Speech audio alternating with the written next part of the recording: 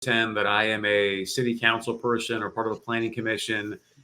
You want to get your self-storage site in my city. And I'm like, look, you don't employ anybody. It doesn't really bring many taxes. No, I don't want this. I don't need this. What's your rebuttal to that? How are you going to sell me on why I should allow you to build self-storage in my city? Well, if I were going to P&Z, I would have with me a case study on the power of self-storage as a small business incubator. And I know that those numbers are hard to generate, but I believe it's possible, especially if you can show that.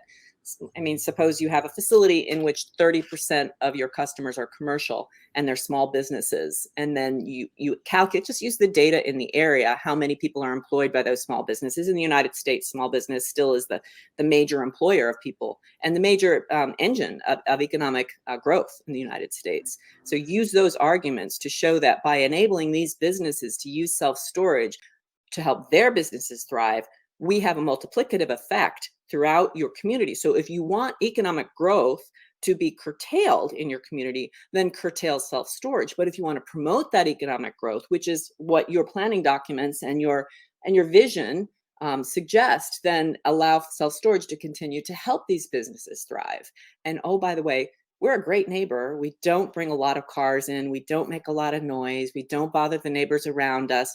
We have good security and good lighting, which actually enhances the safety and security of all of the businesses and of all the property around us. We have a low crime rate.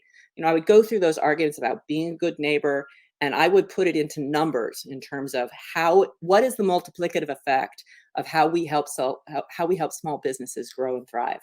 What say you? First, do you have any data on that? The reason I'm asking is back in North